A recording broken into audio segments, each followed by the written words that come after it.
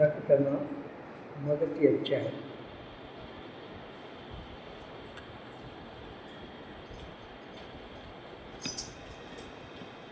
4 నుంచి 7 వరకు మార్చి చదువుకున్నాం. ప్రకటన మొదటి అధ్యాయము 4వ వచనం నుండి 7వ వచనం వరకు. నేను ఒక వచనం చదువుతాను, మీరు ఒక వచనాన్ని చదవండి. యోహాను ఆసియాలో ఉన్న 7 సంఘములకు శుభమని చెప్పి రాయినది. వర్తమాన భూత భవిష్యత్ కాలములలో ఉన్నవాని నుండి ఆయన సింహాసనమును ఎదుటనున్న 7 ఆత్మల నుండి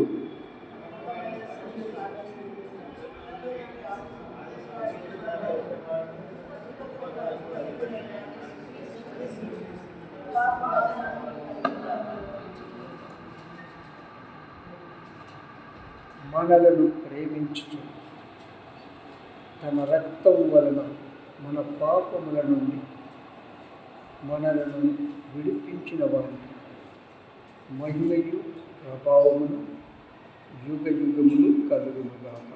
ఆమేన్.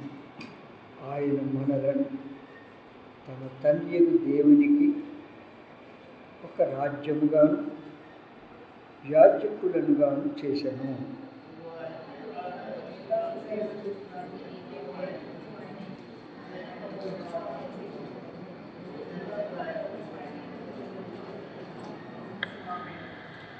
ఇక్కడ 4వ వచనంలో 7 సంఘములకు శుభమని చెప్పి రాయినది. ఆసియాలో ఉన్నటువంటి 7 సంఘములకు శుభమని చెప్పి రాయినది. 7 ఈ పరిశుద్ధ గ్రంథంలో చాలా ప్రాముఖ్యమైన సంఖ్య. 7 చాలా ప్రాముఖ్యమైనటువంటి సంఖ్య. అన్నిటిని మనం చూడము. 7 అనే దానికి చాలా సంగతులు ఉన్నాయి నేర్చుకోవడానికి. అది ఇప్పుడు మనం చూడం. ఆరాధన కనుక ఇది 7 అంటే సంపూర్ణతకు సూచన. దేనికి సూచన? సంపూర్ణతకు సూచన. ఆది కాండము మొదలుకొని ప్రకటన వరకు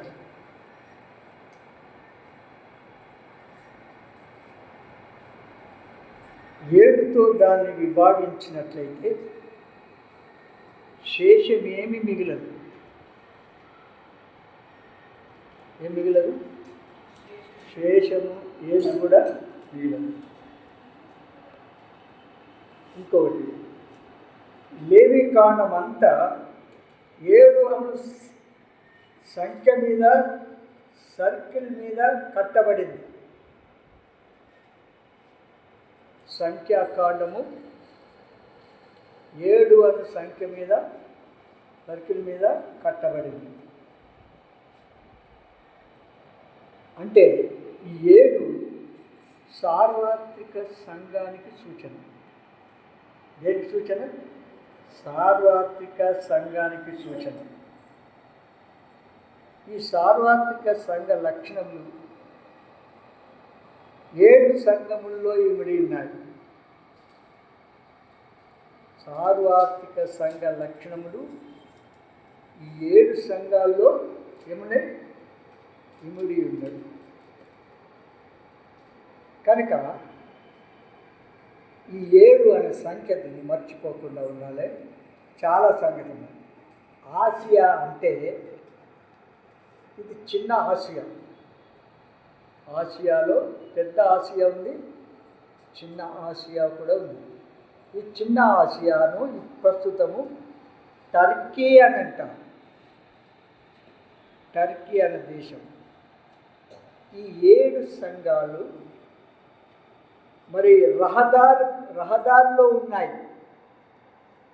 ఈజీగా కలుసుకుని తిరిగి వెళ్ళిపోయే రహదారిలో ఉన్నాయి. ఈ 7 సంఘాల మధ్యలో మరి చిన్న చిన్న సంఘాలు చాలా వీటి మధ్యలో వీటి కంట్రోల్లోనే ఉన్నాయి. ఈ 7 సంఘాల మధ్యలోనే ఉన్నాయి. మీకు అర్థం కావడానికి మీకు తెలియజేస్తాను. ఎబ్రోన్ ఒక సంఘం అనుకోనండి. 7లో ఎబ్రోన్ అనే ఒక సంఘం ఉంది. ఎబ్రోన్ కింద ఎన్ని సంఘాలు ఉన్నాయి? అర్థమైంది. ఇప్పుడు ఈ 7 సంఘాలు సార్వత్రిక సంఘాల మధ్యలో ఈ మెయిన్ సంఘాలు. వీటి కింద ఎన్నో సంఘాలు ఉన్నాయి. అర్థమైంది ఇంతవరకు? ఓకేనా? అది కనుక ఇక్కడ 7 అంటే సంపూర్ణత. చాలా ప్రాముఖ్యమైన సంఖ్య అది. మన ప్రియ ప్రభు సర్వలోక సృష్టికర్త, అంతటా అన్ని సమయాల్లో ఉన్న ఆ మహాదేవుడు శూన్యములో ఉండి సృష్టి అంతటిని కలిగి చేశాడు. అవునా? ఏమి లేని స్థలంలో సృష్టిని కలగ చేసినాడు. ఆ సృష్టిని కలగ చేసిన ఆ మహాదేవుడు సర్వకాలములలో ఉన్నాడు. ఎక్కడున్నాడు? ఎల్లప్పుడూ ఉన్నాడు ఆయన. సర్వకాలం అంటే ఏంటి? వర్తమాన భూత భవిష్యత్ కాలములోనున్న వాడని అర్థం. ఓకే? వర్తమానం తండ్రి అయిన దేవుని యొక్క నిత్యత్వమును ఇది చూపిస్తుంది. అందుకే ఆ మహాదేవుడు ఎల్లప్పుడూ అన్నాడు, మనకు బయలుపరుచుకున్నాడు. ఏంటి? మనందరికి బాగా తెలుసు. నిర్గమకాండము 3:14 నేను ఉన్నవాడను అన్నవాడు. అవును, ఆయన అంటే ఎల్లప్పుడూ ఉండేవాడు. సజీవుడైన నిజమైన నిత్య జీవం కలిగిన సర్వలోక సృష్టికర్త అయిన సత్యదేవుడు. ఆకాశమందున్న అంతటా అన్ని సమయాల్లో ఉన్న దేవుడు. ఆత్మస్వరూపి అయిన దేవుడు. ఆత్మస్వరూపి అయిన దేవుడు. ఆ మహాదేవుడు ఆత్మస్వరూపి ఎందుకై ఉన్నాడు? చాలాసార్లు చెప్తూ వచ్చాను.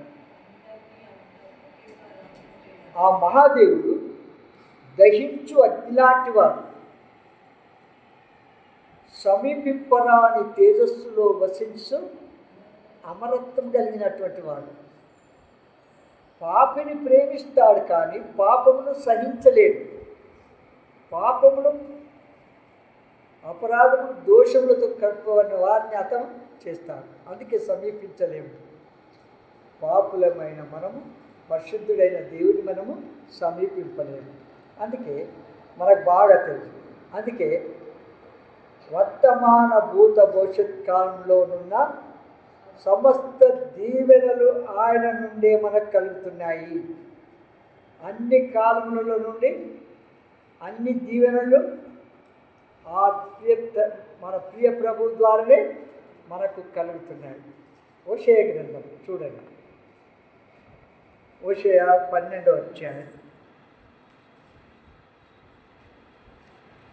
హోషేయ 12వ అధ్యాయము 5వ వచనం.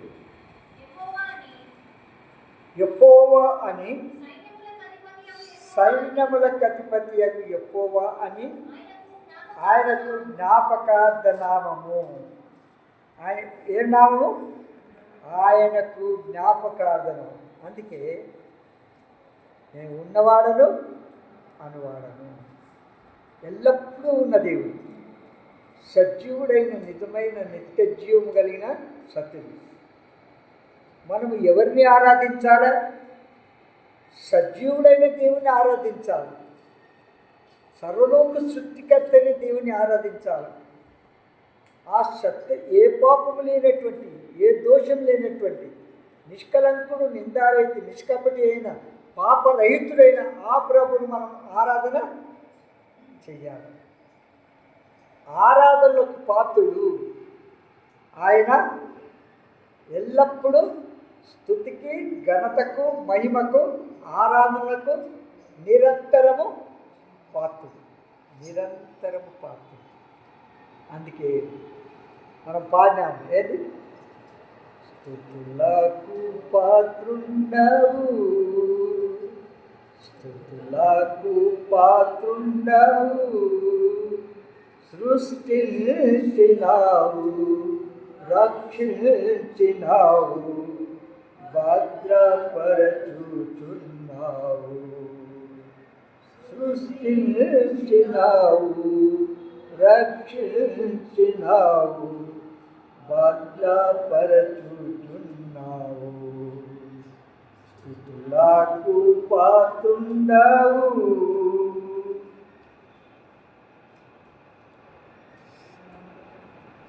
మొదటి పాయింట్, సర్వకాలములో ఉన్న దేవుడు. ఎలాంటి వాడు? ఎల్లప్పుడూ ఉన్న దేవుడు, ఉన్నవాడు అనువాడు. ఓకేనా?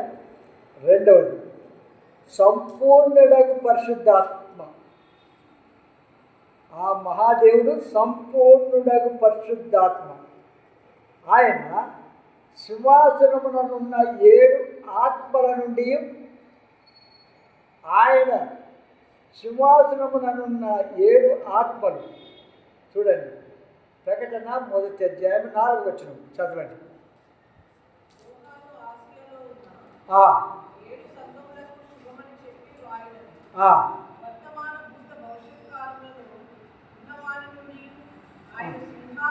ఆయన సింహాసనం ఏటనున్న 7 ఆత్మల నుండి. 7 ఆత్మ, 7 అంటే 7 ఆత్మలు అనగా కొందరు. 8వ అధ్యాయం ప్రకటన 8వ అధ్యాయం 2వ వచనం.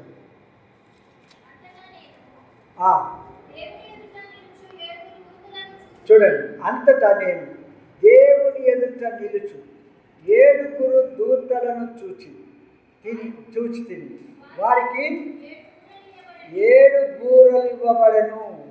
7 బూరలు ఇవ్వబడెను. 7 దూతలు. హెబ్రీయులకు రాసిన పత్రిక 1వ అధ్యాయం. హెబ్రీయులకు రాసిన పత్రిక 1వ అధ్యాయము 14వ వచనం.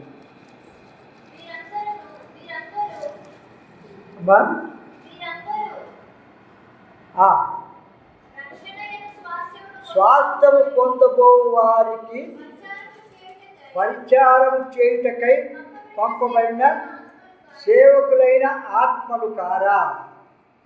7 దూతలు ఎవరు? పరిచారం చేయు సేవకులైన ఆత్మలు కారా? సేవకులు.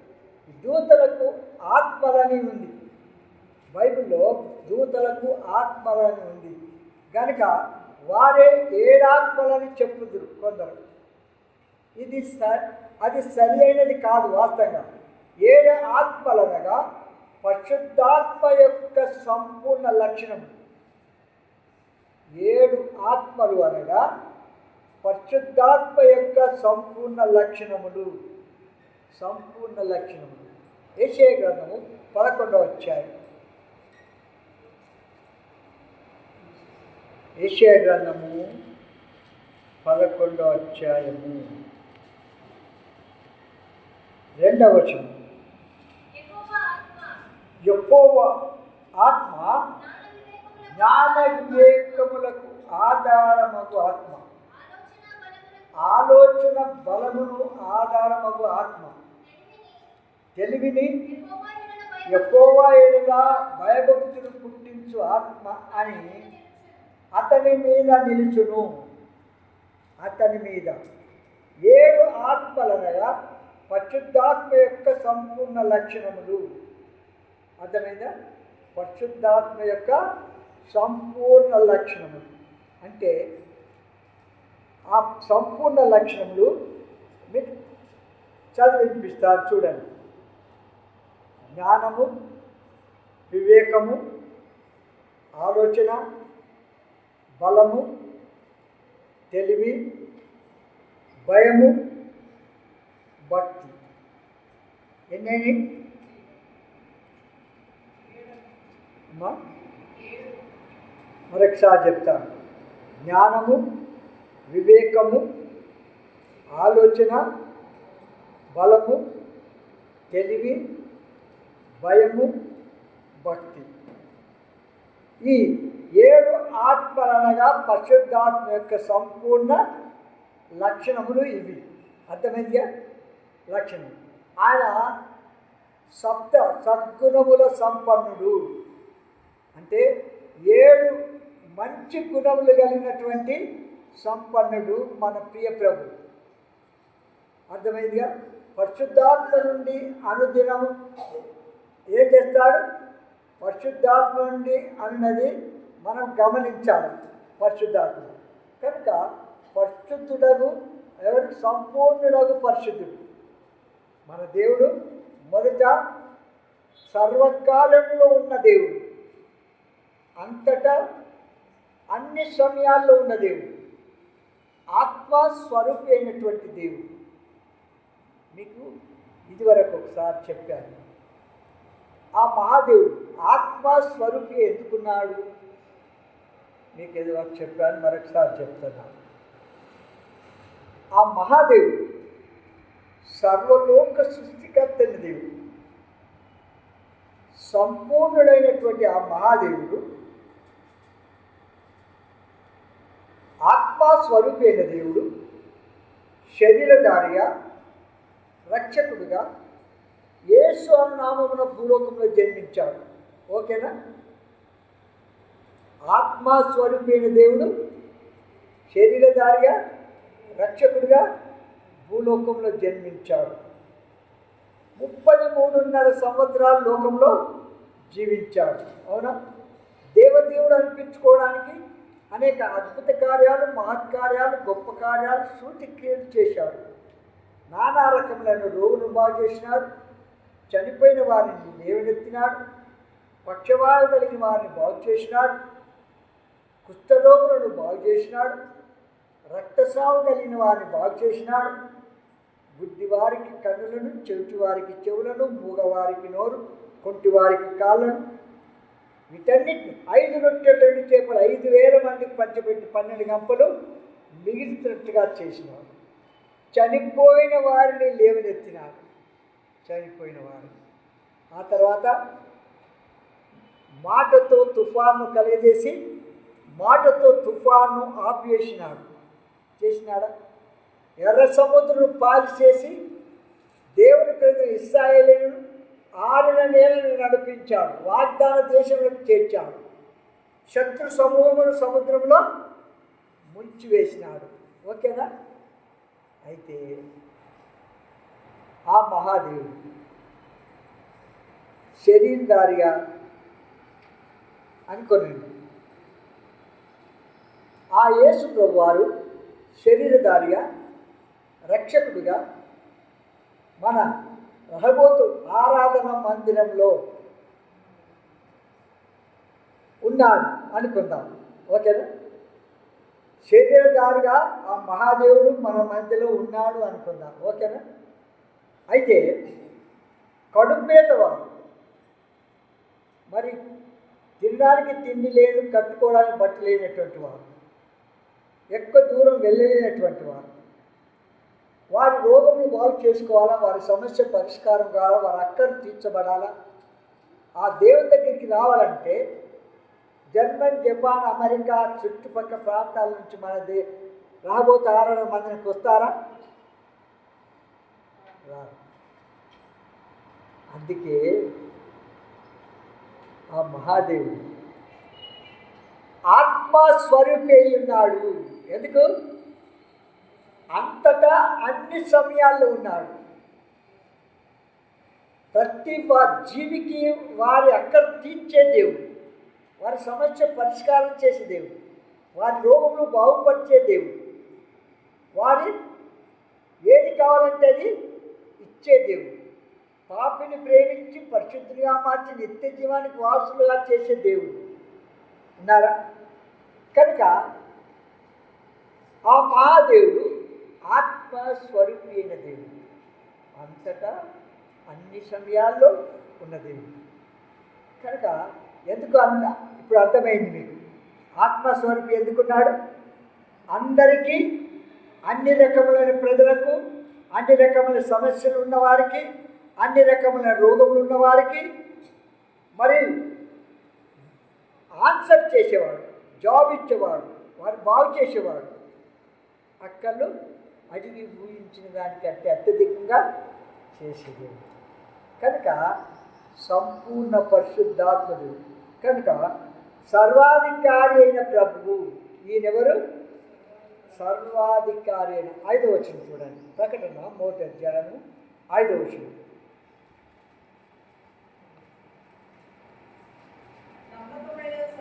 నమ్మకమైన సాక్షియు,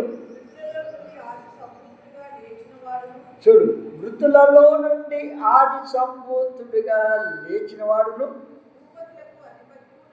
భూపతులకు అధిపతియును యేసుక్రీస్తు నుండి కృపా సమాధానమును మీకు కలుగునుగాక.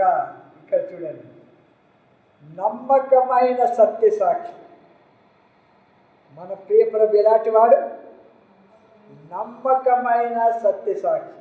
సామెతలు 14వ అధ్యాయం.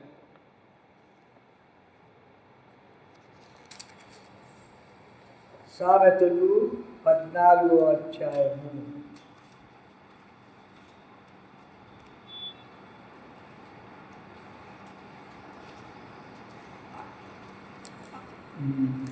ఐదవ వచనం. ఇక్కడ చూడండి ఎంత చక్కగా ఉంది. చూడండి, నమ్మకమైన సాక్షి అబద్ధమాడడు,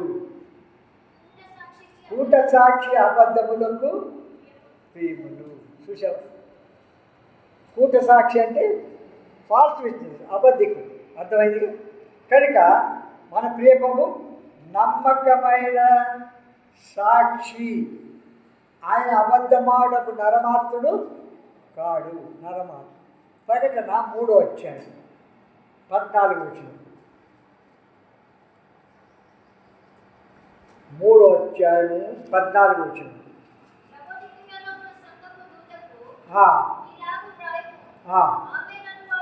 ఆమెన్ అనువాడును నమ్మకమైన సత్య సాక్షియు, దేవుని సృష్టికి ఆదియుడైన వాడు చెప్పు సంగతులు ఏవనగా.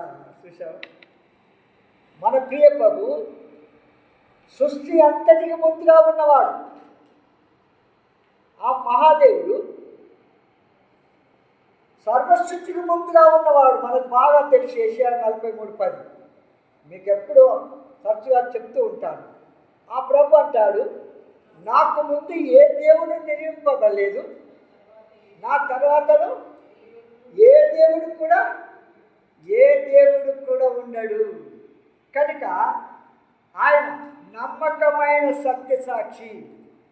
నమ్మకమైన సత్యసాక్షి. యెషయా గ్రంథము 55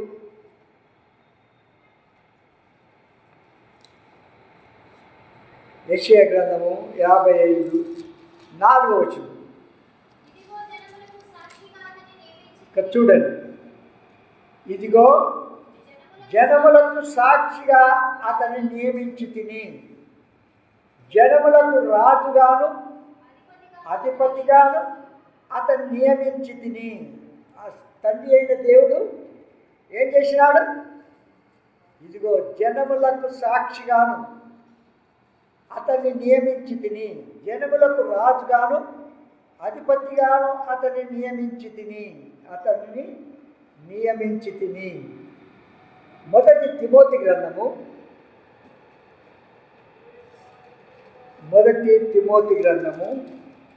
6వ అధ్యాయం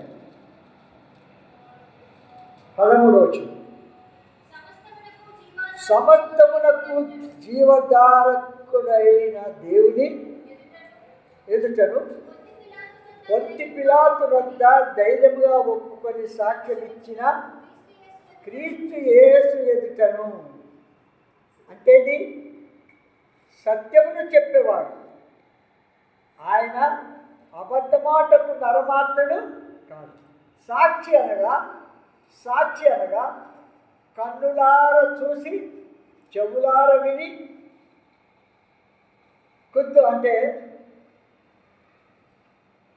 అంటే చూసింది వాస్తవమైన చూసిన దాన్ని చూసి విని చెప్పునది. అందుకే మొదటి యోహాను పత్రిక 1వ అధ్యాయము చూడండి. మొదటి యోహాను పత్రిక 1వ అధ్యాయము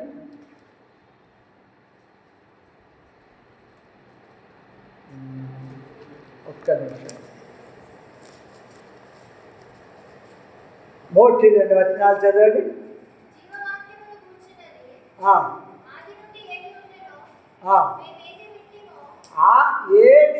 ఆది అందు ఏది ఉండెనో మేమేది వింటిమో, కన్నులార ఏది చూచితిమో, ఏది నిదానించి కనుగొంటిమో, మా చేతులు దేనిని తాకి చూచెనో అది మీకు తెలియచేస్తున్నాము. ఇది సత్యసాక్షి అంటారు.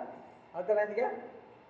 సత్యసాక్షి అంటేది ఏది ఉండెనో, ఏది వింటుమో, ఏది చూశామో, ఏది కనుగొంటుమో, ఏది మా చేతులు తాకినాయో వాటినే చెప్పడం.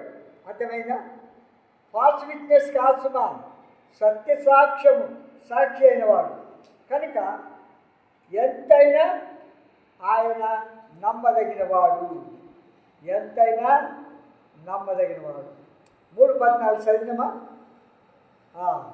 తర్వాత ఎంతైనా నమ్మదగిన దేవుని గూర్చి పరలోకముల గురించి చెప్పినవన్నీ సంపూర్ణ సత్యములు అని అర్థం. దేవుని గురించి పరలోకాన్ని గురించి చెప్పినవన్నీ సంపూర్ణ సత్యములు. యోహాను సువార్త 3వ అధ్యాయం. యోహాను సువార్త 3వ అధ్యాయము 11వ వచనం. ఇక్కడ చూడండి, మేము ఎరిగిన సంగతియే చెప్పుచున్నాము, చూచిన దానికే సాక్ష్యం ఇచ్చుచున్నాము. మా సాక్ష్యము మీరు అంగీకరింపరని నీతో నిశ్చయముగా చెప్తున్నాను. సత్యము చెప్పితే ఏం చేస్తారు? అంగీకరించరు. దానికి ఏదో పూర్తి చెప్తూ ఉంటారు. 11వ వచనం చూడండి. అదే 11వ వచనం. అదేనా? 11వ వచనం 31 నుంచి చదవండి. పైనుండి వచ్చువాడు అందరికీ పైనున్నవాడు, భూమి నుండి వచ్చువాడు భూ సంబంధమైన సంగతులను కూర్చి మాట్లాడు. పరలోకం నుండి వచ్చువాడు అందరికి పైగా నుండి తాను కన్నవాటిని కూర్చియు విన్నవాటిని కూర్చియు సాక్ష్యమిచ్చును. ఆ సాక్ష్యము ఎవడును అంగీకరింపడు.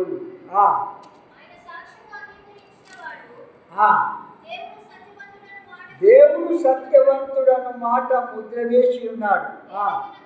ఏదనగా దేవుడు తాను పంపిన వానికి కొరత లేకుండా ఆత్మ అనుగ్రహించును గనుక ఆ దేవుని మాటలే పలుకును. కనుక ఆయన ఎలాంటి వాడు? సత్యసాక్షి, నమ్మదగినవాడు. ఆయన విన్న వాటిని, చూసిన వాటిని, తాకిన వాటిని, వాటన్నిటిని సాక్ష్యం ఇచ్చేవాడు. 5వ అధ్యాయము ప్రకటన గ్రంథం. ప్రకటన 5వ అధ్యాయము 36వ వచనం. 5వ అధ్యాయము 3 నుంచి 6 చదవండి. అమ్మా, భూమి మీద కానీ భూమి క్రింద కానీ ఆ గ్రంథం విప్పుటకై చూచుటకైనను ఎవరికి శక్తి లేకపోయాడు. ఆ గ్రంథము విప్పుట ద్వారా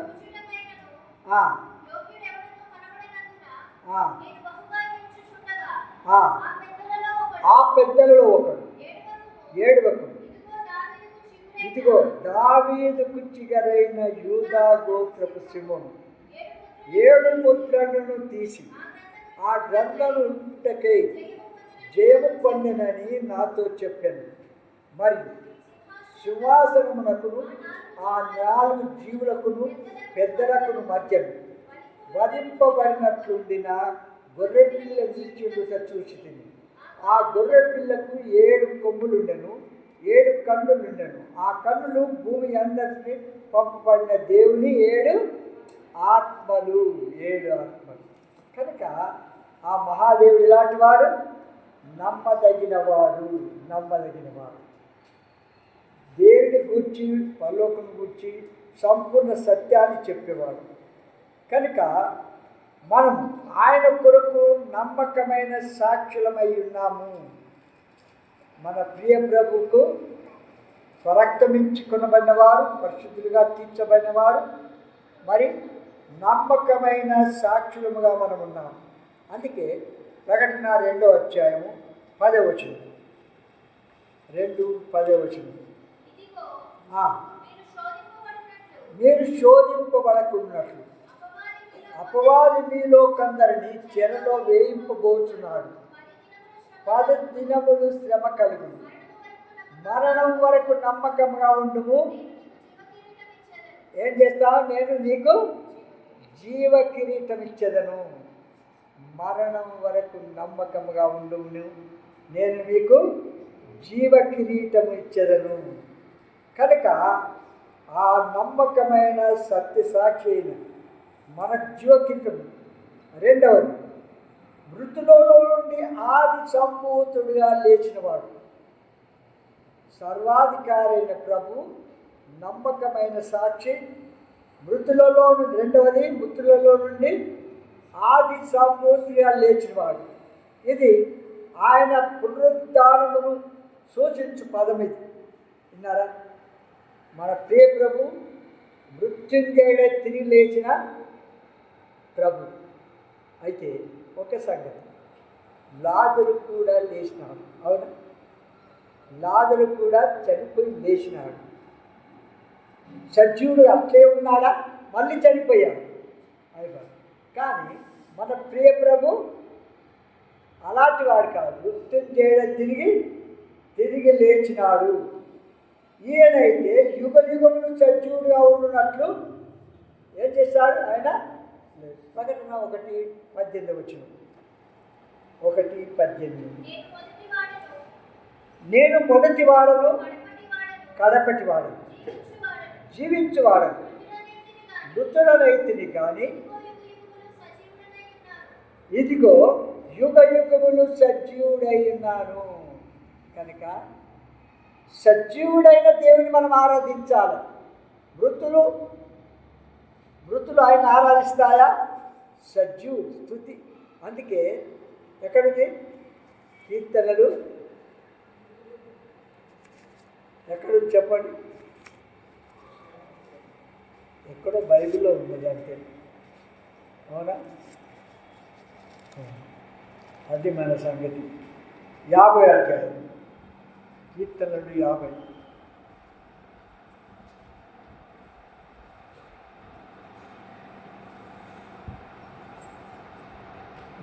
ఎక్కడ చెప్పండి?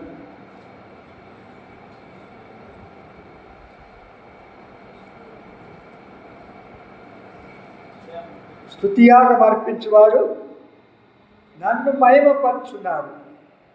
నేను వారికి దేవుని రక్షణ కనుపరచున్నట్లు వాడు మార్గము సిద్ధపరచుకొనును. విన్నారా? కనుక ఇలాంటి మృతులే 14 వచ్చి చూడండి. అదే 50:14 కీర్తన. దేవునికి స్తుతియాగము చేయు, మహోన్నతునికి నీ మొక్కుబళ్ళు చెల్లించుము. ఆపత్కాలమున నీవు నన్ను కూర్చి మొరపెట్టుము. నేను నిన్ను విడిపించెదను, నీవు నన్ను మహిమపరచెదవు. కనుక మృతులు స్తుతియాగం అర్పించువాడు నన్ను మహిమపరచును. కనుక ఆరాధన యొక్క విలువ అనేకులకు తెలియదు. కనుక ఆరాధన తర్వాత వచ్చేవాళ్ళు చాలామంది ఉన్నారు. దేవుడు కోరుకునేది ఆరాధన. కనుక వీటిని ఆధారం చేసుకొని కొంతసేపు మనము ఆరాధనకు వెళ్తాం.